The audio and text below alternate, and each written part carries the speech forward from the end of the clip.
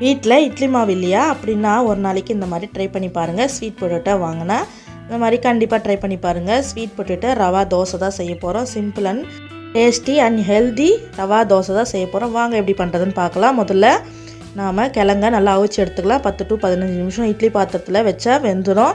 அதுக்கப்புறம் நம்ம ஆற வச்சு தோலெல்லாம் எடுத்துட்டு ஒரு பவுலில் கட் பண்ணி சேர்த்து நல்லா மசிச்சு விட்டுக்கலாம். அதுக்கப்புறம் இதில் ஒரு கப் அளவுக்கு ரவை, தித்திப்புக்கு தேவையான அளவுக்கு நாட்டு சர்க்கரை, கொஞ்சமாக ஒரு பிஞ்ச் அளவுக்கு உப்பு, பால் சேர்த்து நல்லா மிக்ஸ் பண்ணி விட்டுக்கலாம். ஒரு 10 நிமிஷம் நல்லா ஊறட்டும். ஊறினதுக்கப்புறம் எடுத்து பார்த்தா கொஞ்சம் திக்காக இருக்கும். அதுக்கப்புறம் கொஞ்சமாக தண்ணி விட்டு நல்லா மிக்ஸ் பண்ணி விட்டுக்கலாம். இதில் நாம் தோசை விட்டுக்கலாம். நான் பசங்களுக்காக குட்டி குட்டி தோசை விட்டுக்கிறேன்.